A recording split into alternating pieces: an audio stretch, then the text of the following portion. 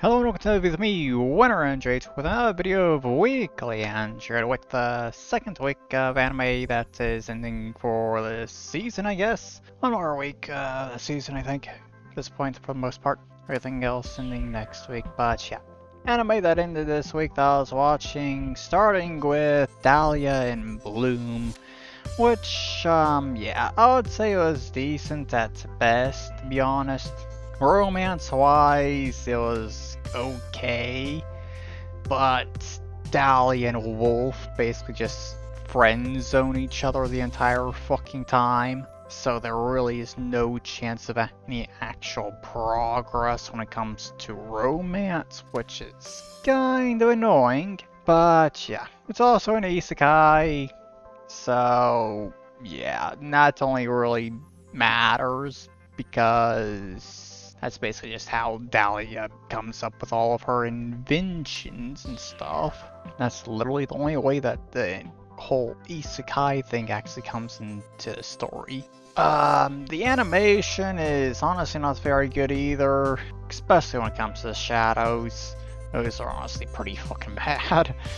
But yeah, it's okay, I guess. Definitely could have been better, I'm pretty sure. But yeah, moving on to next thing, VTuber legend, how I went viral after forgetting to turn off my stream. In which, yeah, talked about it before, and as I said then, yeah, it captures VTubers perfectly in all honesty. Basically to so much of a degree that it actually kind of feels like a very condensed version of VTuber live streams. And the VTubers themselves that are in this actually kind of do feel like real VTubers as well, which I'm honestly kind of feels like they're mostly inspired by HoloLive and Phase Connect, I guess, considering, yeah, they kind of have that kind of unhingedness to them that Phase Connect VTubers have, so yeah. And throughout the anime as well, it's also had games in it, like Getting Over It and some other stuff as well. And there's also like Project Winter, though they didn't actually get the license for Project Winter, so they had to do a parody of that, since where they're in where it's a burning desert instead of the freezing Arctic. So, I think that was basically one of the few games they actually had in the anime that they didn't have a license for, so they had to do a parody of it or something. But yeah, there's also little cameos for real VTubers as well in the form of YouTube or our tube in the anime, with thumbnails and for videos and live streams there, and then also have it on Twitter. So yeah, basically when it comes to the thumbnails and anything there, everything that you see there are real VTubers from my understanding, except for the ones that are actually in the anime itself. The fictional VTubers in the anime are the only ones that are not real. Everything else that you see, those are real, which is honestly pretty good. And there's also a montage into the final episode of a bunch of VTubers, which of course started with Keys and I, considering who else are you going to put in at the beginning of the darn thing. But it also included like Aki Rosenthal and one other VTuber I actually kind of recognize, which I'm pretty sure is mostly just because I think I've seen her in a clips 1 or 2 times. So yeah, otherwise I think all the other VTubers for the most part that was in that montage are just small Japanese VTubers, I'm pretty sure. But overall, when it comes to actual VTubers that were actually shown throughout it, I think it was mostly just small Japanese VTubers and some HoloLive girls. That's it. Don't think I really saw anyone else. No Phase Connect from I can tell, or Niji-Sanji or anything there, which I'm assuming is mostly because they had to get permission to actually put them into the anime, and they didn't reach out to Phase Connect or whatever, and Niji-Sanji, I'm just assuming, considering it's Niji-Sanji, that they probably just refused, if they did get reached out to. So, yeah. But overall, I kind of feel like the entire anime here is more or less kind of like a love letter to just VTubers in general, which is nice and everything. And honestly, yeah. If how long I've already been talking about this fucking anime so far isn't enough to go by, yeah, this is kind of my favorite anime for the season. And honestly, I feel like also the best comedy anime of the season as well, considering Nokotan really did not live up to the expectations for me. But, yeah, I think that's probably enough talking about VTuber Legends here, so moving on to the next thing, which is Narenare Cheer for you. Which for the most part, I guess this was a nice slice of life, cute girls doing cheer, I guess. Though it had very much unnecessary and dumb drama in it. So yeah, that's kind of took away a bit of the enjoyment factor. Considering the fact that just remove the drama from the anime, and it would have been a perfectly good slice of life, cute girls doing cute things kind of anime. But it had that drama in it that kind of dragged it down a bit. So, yeah. That's all I really had to say for the anime, to be honest. Considering it's more or less just a slice of life, cute girls doing cute things kind of anime. There really isn't ever much to say about those kind of anime, but this has unnecessary drama in it. So, yeah. Moving on to the next thing, which is Mayonaka Punch, in which this anime is kind of an anime focused on VTubers. Kind of. In which, honestly, is better than I expected, to be honest. And out of all the PA Works anime this season, this is my favorite, personally. But, yeah, overall, I don't really actually know what all to say about it. Besides the fact that it is good, I guess. Which I think is mostly just due to the characters and the dynamics between them. But, yeah, besides that, I really don't know what all to actually say about the anime itself, though there is also an ending, I guess, which kind of caught me off guard a bit with that whole twist there at the end, which ended up explaining a lot of stuff in it. Honestly, did not really expect that twist, so yeah, pretty good overall, that is for sure. But that's all I really have to say for Mayonaka Punch. So moving on to Shy Season 2, in which, yeah, this season was basically just one long arc this time around, which introduces Shinobi, because apparently Shinobi exists in this world here. So, yeah, that kind of came out of nowhere, but sure, I guess. And compared to the first season, I'd say this season kind of was a slight downgrade from the first season overall, but that's it. It's overall all still good, I would say. But honestly, I am kind of still surprised that this anime did actually get a second season in the first place. But even considering that, I don't really expect it to get a third season, though I wouldn't really be surprised if it got a third season, considering it did manage to get a second season. So, yeah. Maybe I'll get one, I'm not sure. But that's all I really have to say for that, to be honest. So, I guess moving on to next thing here, which is the Spice and Wolfwood remake. In which I genuinely thought I was going to be talking about this anime a lot more this season than I actually did. I think the main reason why I didn't really talk about it as much as I thought I was is because for the most part this remake was more or less just one-to-one with the original adaptation for the most part. Besides the fact that it's more loyal to the source material, light novels and everything.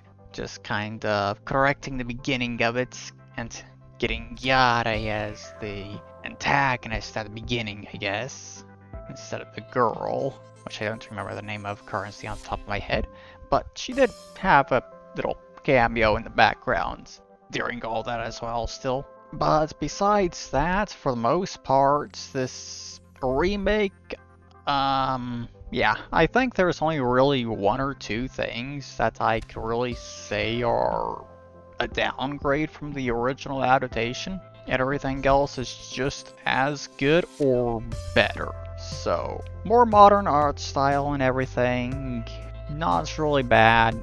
Designs for characters and everything is more loyal to light novels and everything, just in general. Everything is more loyal to the light novels. And we finally got to see Volume 4 adapted as well. So we finally got to see Elsa and Evan, which is very nice. Getting to see that whole little arc adapted finally. We did not get to Lenos, I think it is, that the original adaptation ended at. Though that will be in the second season without question. But yeah, other things I guess I kind of liked about this remake here is just the little moments that you got to the beginning and end of each core of the anime, with Holo basically telling the story to Miuri. Though I do understand that those scenes are literally specifically for fans like me that have actually read the light novels, so yeah. It's basically fan service for someone like me, I guess. Which is the reason why I enjoy it. But, yeah. To be honest, I think the only reason why we were able to even get this remake is just the result of how much support the VR games end up getting. Considering those were very clearly a lead up to this anime. Those were basically there to crowdfund for the anime and get funding for it and all that. And yeah, very happy that we got this remake. And also now second season that has of course been announced at this point, which I'm pretty sure was planned from the get-go, unless the remake ended up completely flopping. So yeah, second season I'm pretty sure is going to be covering volume 5 and 6 at least. Get that whole arc fully adapted. And hopefully it will continue on, considering I'm assuming that's probably going to be another 2-core season, so we can get to more new content in volume 7 and 8, I guess. Which I'm pretty sure at that point we would be able to see Cole for the first time, which would be very nice. So yeah, overall I just genuinely hope that we eventually end up seeing the entire story adapted, and maybe eventually also see the spring log volumes adapted, considering those more just like a slice of life thing that could be done at some point. And then of course Wolf and Parchment after the main story here is done. It'd be very nice to see all that's done, I'm telling you. It'd be very nice. And I'm genuinely hoping that it will happen eventually, even if it takes forever to get to that point.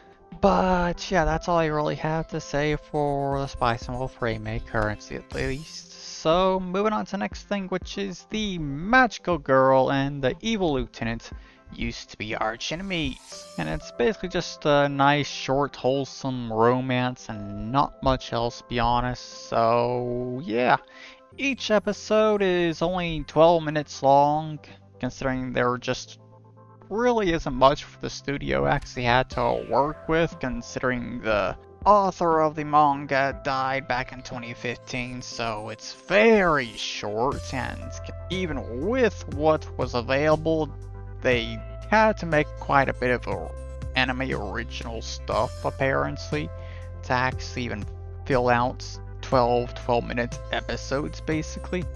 So yeah, the studio really did not have much to work with, but they did a good job with it, that's for sure. And overall, it's literally just a very short, wholesome, simple romance and not much else.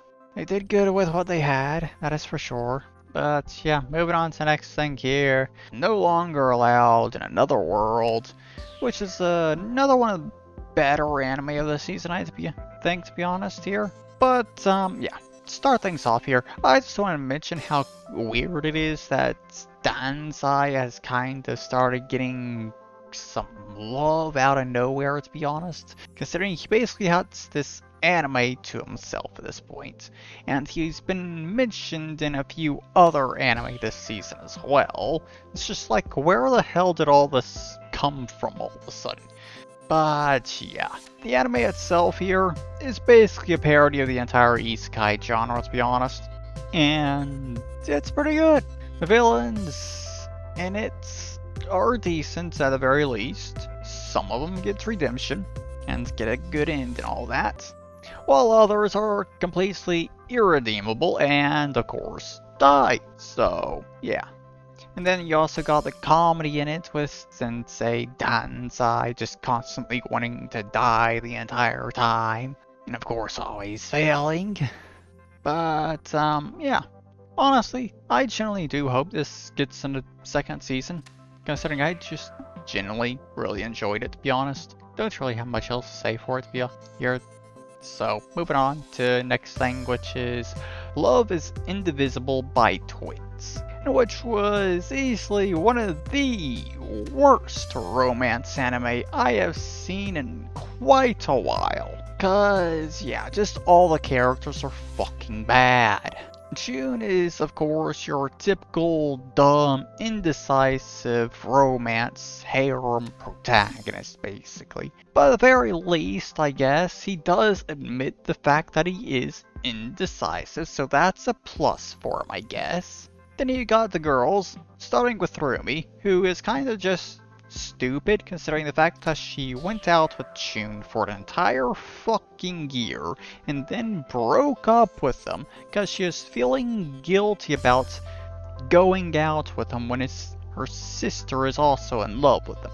And of course then pushed him towards Naori, in which Naori is basically a manipulative bitch. Sure, she's also a nerd, I guess, and everything, but she's a manipulative bitch. And honestly, this anime is more of a drama anime than a romance to me, to be honest. And basically 90% of that drama would basically completely disappear if June just would grow the fucking balls and just choose both of them. Considering that is genuinely the only fucking solution here, unless he wants to just move on and ignore him forever. So, yeah. And overall, when it comes to drama itself in this, it is the kind of fucking drama that makes you hate everyone involved, for fuck's sakes. Because it's just that fucking bad. But, yeah, it was not very good, to be honest. That's it. So moving on to the next thing, which is the final anime I actually had to talk about for this week, which is Failure Free. I became the strongest and annihilated everything with low-level spells. So, yeah. It was a good revenge story, I guess. Main bad thing about it was just the animation being shit. That's it. With it constantly switching between the 2D animation and CGI. Though in the first half of the anime, the CGI wasn't that bad, I would say. Considering if you're not paying too much attention, it might be possible for you to not actually notice the CGI. But later on in the anime, yeah, it becomes pretty jarring. But yeah, of course, this is, of course, another generic isekai, kind of, in which the main character wants revenge on the goddess. So yeah, you can only use status effects, still overpowered as hell, of course. So yeah, from what I can tell, it's basically just the beginning of the story as well, so far at the very least. Considering the fact that Tolka still hasn't had his reunion with his classmates and everything. Though it did come close in the at the ends there, I guess. Kind of. But yeah, I don't really have too much to say about that, because it is pretty generic despite being kind of good for a revenge story and stuff. So yeah, that is all the anime I have for this week, I guess. So I guess I'll now talk about Azur Lane a bit, considering that's become a weekly thing for me at this point. And yeah, at this point I don't think I'm actually going to be able to get a Monkey in this during this event, considering, yeah, I don't think I can even get the pity for her before the event ends. So yeah, I think I'm only gonna be able to get a Moggy unless if I get lucky within the next week, basically. So yeah. There's also the 3D dorm that was just added, which is basically just a black screen for me because I have to use an emulator for the game. So yeah, 10 out of 10. A black screen. Hopefully that gets some updates that will allow it to work on an emulator. Hopefully. Considering I tried messing around with settings and literally nothing helped at all. It's still just a black screen no matter what I do. Boy. But also, it looks like we're finally going to start getting all the meta ships from the cruise missions permanently in the game. Which is nice to see those finally getting permanently added. I can start slowly working on those once the start of the month comes around next week. But yeah, I think that's basically it for this week. I don't have anything else to talk about from what I can tell. Actually, yeah, I do have one other thing to mention. My thumb here. Yeah, I kind of burned the damn thing. And burning it while making food. All the skin between my nail and the joint of my thumb was basically dead immediately due to the amount of hot air that's ended up hitting the damn skin. But yeah, hopefully it heals relatively quickly. Hopefully. Quite annoying not being able to bend the thumb very much. But whatever. But yeah, that's it for this week, I guess then. So yeah. There is the end of this video here. I hope you've all enjoyed it. I hope you all have a wonderful weekend. I'll see you all in the next video. Bye bye.